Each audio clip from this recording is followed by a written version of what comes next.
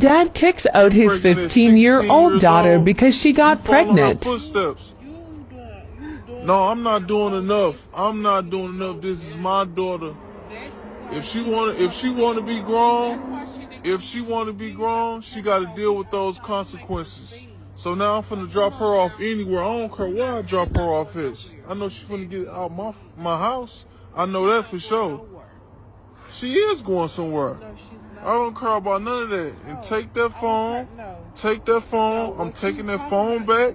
And she only brought a little bit of clothes. What's good, YouTube? This is KB LaFleur. You can call me KB. Welcome back to another video, man. We got a pretty good one, man. We got a father who is kicking his daughter out of his household because she got pregnant at the age of 15. Now, in this day and age with feminism being the way it is, you're gonna be seeing a whole lot of this, right? You're gonna be seeing a whole lot of this. Why will you be seeing a whole lot of this? Because we're all living in a time, man, where number one, you can't police women's body, right? So of course, you'll have some women that are very upset with this because why are you policing her body? Why are you telling who she can and can't sleep with? She's old enough to make her own decision. Like, just think about it, right? Just think about it. We're really living in the time where people are sitting over here saying, hey, children can make their own decisions. Now, I have always said, given that once you hit high school, you are old enough to make sound decisions, right?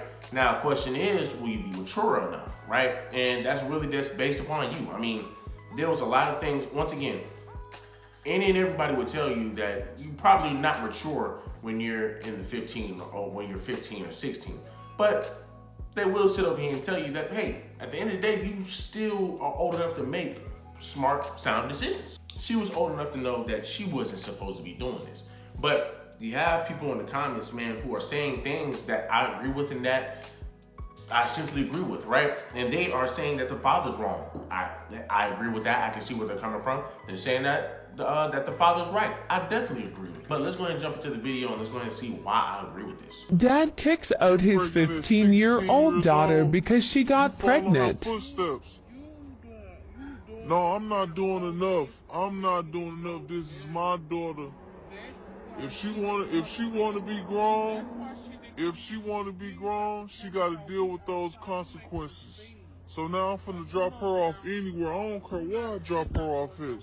I know she's finna get out my house. I know that for sure. She is going somewhere. I don't care about. Now, just to fast forward a little bit, she does say this is why I like my stepfather better, right? So who is she mainly raised by? The mother, right? Now, of course, they're gonna say, well, the stepfather's in the household, but once again, right?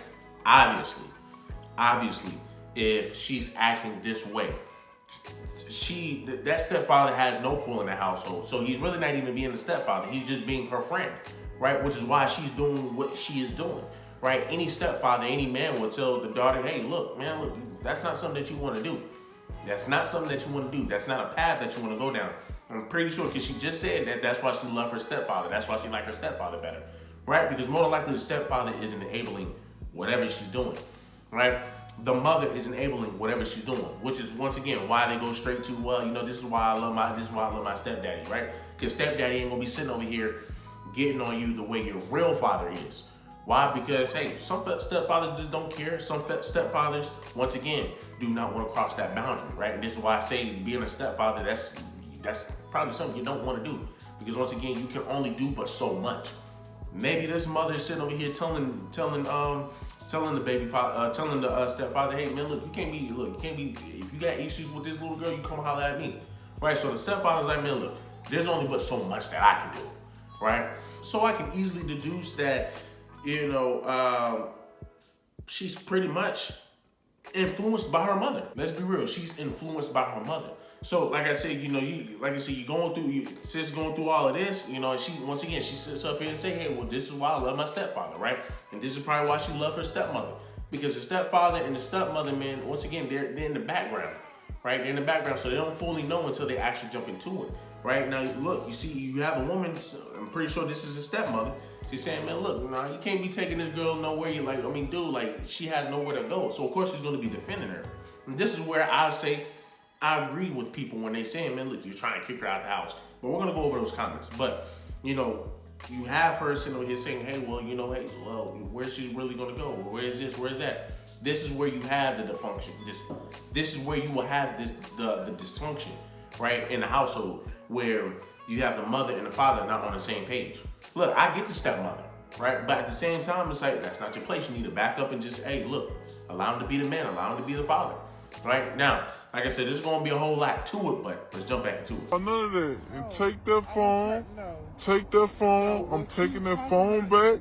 And she only brought a little bit of clothes. So what are you talking about? Man, I don't even know what you saying right now, and I don't care. This is my house, so this is my rules. If she want to get pregnant at 15 years old, then this is what she gonna have to deal with, and this is what you gonna have to go through. You following the same exact steps as your cousin. You want to be like your cousin, homeless? You want to be like your cousin? Now you gotta wear no shoes. And then he says, do you want to be like your cousin, right? Homeless, got kids, right? And what's crazy is it's just a fact, right? Now she's 15. I believe with 15 you're a sophomore, dude. I literally went to school freshman year. This is how I knew. I was like, okay, I'm really entering into the real world. Went to high school, right? Freshman year in high school, I'm sitting over here talking to this girl, right? I remember like it was yesterday. We sitting in front of the class, obviously first day, we talking, chit-chatting. She tells me that she has a child. I said, dude, a child? But then she tells me that her child is a year old. I'm like, bro, so you had this child back when you were in 8th grade. That's crazy, right? That's crazy, but who was she raised by? She was raised by the mother. She was influenced by the mother. So you just allowing these little girls just to run rampant to do whatever, right? These parents really don't have leashes on their kids, allow the kids to do whatever, and this is what happens, right? Now, this is where I would say he's also in the wrong too, right? And what I mean by that is, as a father, how did you allow this to happen? Right? How did you allow this to happen? I get you can't control everything. As a man, you can't control everything. But at the same time, the fact that your daughter at the age of 15 got pregnant, she obviously was influenced by her mother, and you didn't do a whole lot as a father. And this is just from what I'm seeing. Some people can sit over here and say, well, maybe the mother's sitting over here holding the kid, have full custody of the child and holding the child. I don't see none of that. I just see what I'm seeing right here. As a father trying to hold his daughter accountable and trying to teach her tough love. But also I see a father who failed his daughter at the same time. Because number one, like once again, out of all the kids that I went to high school with that were pregnant, they were mainly raised by their mothers. I'm telling you this, they were mainly raised by the mothers. And it was a bunch of sisters. Right? It was a bunch of sisters. I did not see not a single white girl that was pregnant. I didn't see an Asian that was pregnant. What's crazy, I didn't see any Hispanics that was pregnant. So, I only was seeing a bunch of sisters. So once again, when you look back to who was raising them, it was the mothers. A lot of mothers had bad influence on their children. That's what I'm trying to get at here, right? The mother had to have a bad influence. But at the same time, the father wasn't doing his job too. The fact that, once again, the fact that your daughter sat up here and still did that, she obviously didn't fear any of this. She didn't fear you enough to sit over here and say, well, you know what, let me make a better decision.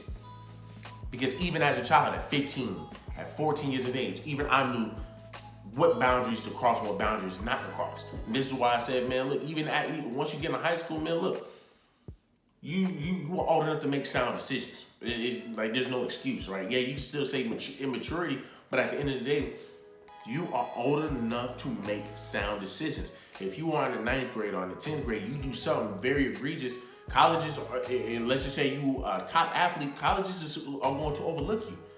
They're not going to sit over here and use the excuse, well, you know what, hey, well, he was young and he was dumb, we're still going to give him a chance. Very rare that you're going to find that. But a lot of colleges, man, are not going to waste their time and money on somebody, man, who just don't want to listen.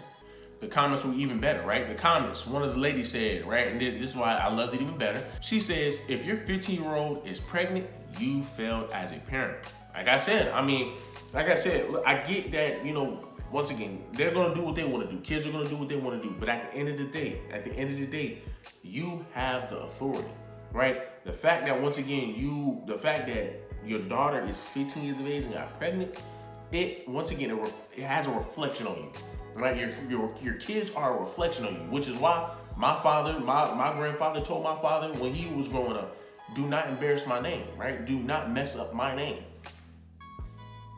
Your kids hold your name, so when you go out here and go act up and go freaking act up, act bad, and do all types of crazy things, people are gonna look at that kid and be like, where are your parents? How are your parents allowing you to act this way? You see it all the time, man, with these folk, when they sit in the stores, man, just allowing the kids to run and do whatever. A lot of these parents do not have a leash on their children. They just allow the children to do whatever. And we're living in a time, man, where parents are not parents. Parents are kids' friends. Parents are their children's friends, right? Letting the kids do whatever, talking to them however. I mean, listen, I get that some parents, man, they're gonna have a certain relationship with their children, right? Where they talk to their children as if they're friends. But it's like, man, dude, nah, man, it's not ever going to work. It's not ever going to work, man, when you're trying to be a parent and a friend. You can't. You gotta pick one or the other. And if you pick the friend, rest and believe, when they get of age, they're not gonna look at you as a mother. They're gonna look at you as a freaking friend, right? And they're gonna treat you as one.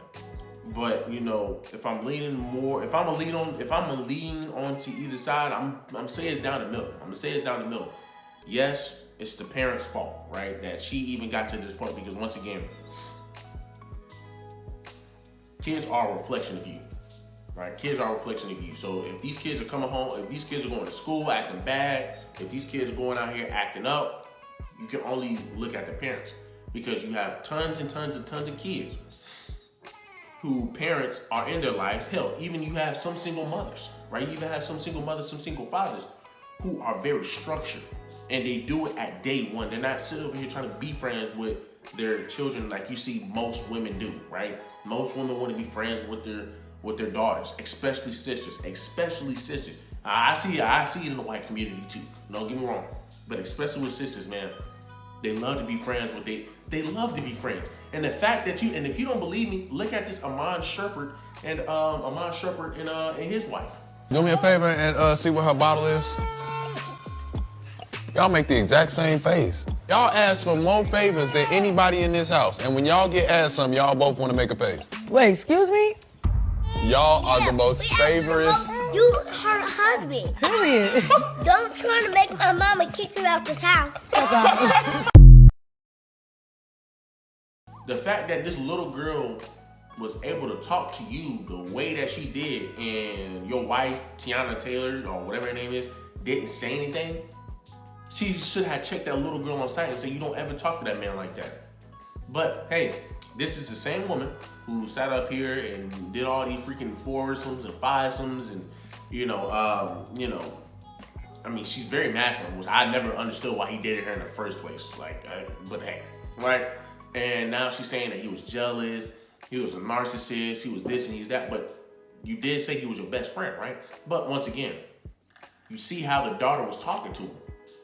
And the woman never said anything, because guess what? They're best friends.